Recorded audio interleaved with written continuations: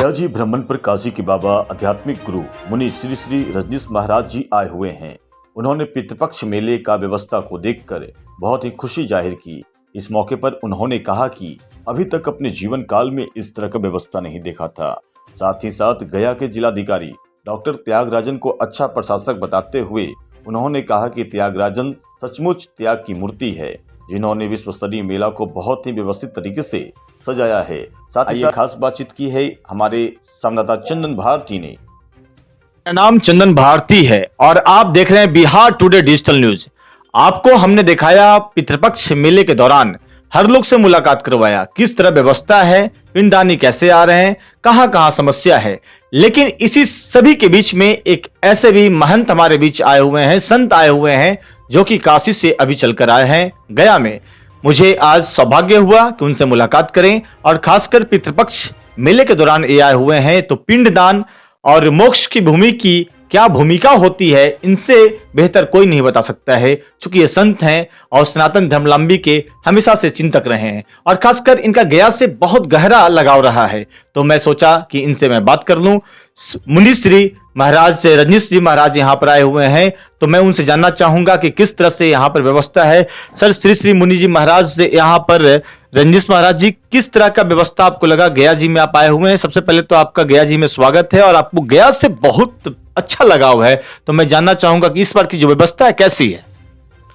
ओम विश्वेशं माधवं डुंडिं दंडपाणिं च भैरवं वंदे काशीं गंगा भवानी मणिकर्णिकां देवदेव जगन्नाथ शंखचक्र गजाधर देहि विष्णु मम ज्ञान सर्वतीर्थ अवगाहनम कुरुक्षेत्र गया गंगा प्रभास पुष्पकराणि च तीर्थानि तानि पुण्यानि स्नान काले भवन्ति वा।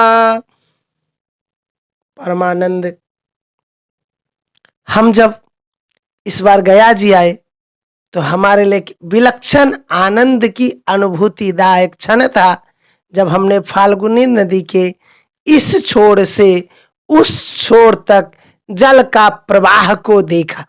क्योंकि आज तक हम जब भी आए थे तो फाल्गुनी नदी के सूखे जल को ही देखा था। कहता है फल्गु सरिता श्रेष्ठा सर्व पाप प्रणाशनिम बाल वृद्धम कृतम पापम हर तू में फल्गुदकम। फल्गु वह है जो बाल अवस्था और वृद्धावस्था में किए हुए पाप को भी नष्ट कर देती है। दूसरी चीज, आज से पहले जब भी हम गया जी आते थे तो गया जी के एक सुप्रसिद्ध कि गया प्रशासनिक बेरुखी के कारण गंदगी रहती थी। क्योंकि हर धर्मावलंबी, सनातन धर्मावलंबी जब गया जी आते थे तो उन्हें जगह जगह गंदगी और कूड़ों का अंबार दिखता था।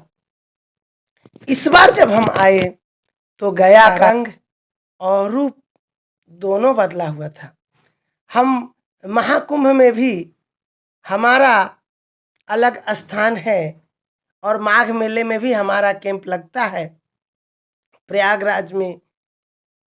तो जो हमारी अनुभूति थी इस बार, जो वाराणसी की जो प्रयागराज के कुंभ मेला की जो तैयारी होती है, उसका सारा श्रेय वहाँ के जिलाधीश महोदय, जिला पदाधिकारी महोदय को, डीएम साहब को जाता है। इस बार जब हम आए तो हमें लोगों ने बताया कि गया के जिलाधीश जो हैं वह त्यागराजन साहब हैं। तो जस्य नामस्य तस् गुना, त्यागराजन साहब को भी हृदय से साधुवाद। ईश्वर उन्हें स्वस्थ और दीर्घजीवी रखे कि उन्होंने इतना उत्कृष्ट व्यवस्था का संचालन किया। हमारे शिष्य और भक्त हमें आके बता रहे हैं कि त्यागराजन साहब त्याग की मूर्ति हैं। उन्होंने अपने नाम के अनुसार ही गया जिला के इस मोक्ष भूमि के कायाकल्प में जितना समय उनको यहाँ हुआ, थोड़े समय में ही उन्होंने भरसक बदलाव का प्रयास किया है। इसके लिए जिलाधीश महोदय को भी हृदय की गहराइयों से। मुनि महाराज जी, एक सवाल है मेरा कि गया को मोक्ष की भूमि क्यों कहा जाता है, हमारे तमाम दर्शकों को बताने का कष्ट करेंगे। अयोध्या, मथुरा, माया, काशी, कांची, अवंतिका, पुरी द्वारावतिश्चैव सप्तेत मोक्षदायक गया मया समाख्याता। गया वह नगरी है जो ब्रह्मा के ने जिन 7 वस्तुओं की उत्पत्ति की, उसमें एक गया की उत्पत्ति की। ग से गया, ग से गांव, ग से ज्ञान, ग से गुरु, ग से गीता, ग से गौरी और ग से गाय। ये 7 पदार्थ जो ग से प्राप्त होते हैं। गया में ही इस विश्व का, इस ब्रह्मांड का पहला गांव ब्रह्मा जी ने बसाया था। महाराज, ये पितृ जो दोष होता है और खासकर जो पितृपक्ष में पितृ के दान करने से क्या फायदा होता है? पितृपक्ष, देवराज इंद्र के पुत्र जब देवासुर संग्राम में छोटे छोटे बालकों ने अग्नि, स्वाता, बहिखा, सोमपा, उनके पुत्रों ने जब देवासुर संग्राम में उन्हें सहायता की, उन्हें विजय श्री प्राप्त हो गई, तो उन्होंने बोला आपकी भी पूजा होगी।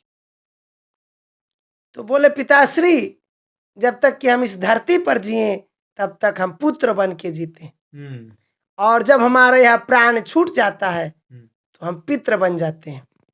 तो जब हमारे शरीर को पंच महाभूत में समाहित करके डिकम्पोज कर दिया जाता है, समाप्त कर दिया जाता है, तो हमारी जो आत्मा है धरती से सारे 21 हाथ ऊपर जा करके हमें चिंतन करती है, उसकी आसक्ति होती है। गया से जुड़ा हुआ आप संत हैं और गया को बहुत नज़दीक से देखे हैं। जैसा कि मान्यता है कि माता सीता ने श्राप दिया था कि गया की जो फल्गु नदी है वो कभी भी मतलब उसमें हमेशा पानी नहीं रहेगा, अंत सलीला रहेगी, यानी नीचे में पानी चलता रहेगा, ऊपर में बालू रहेगा।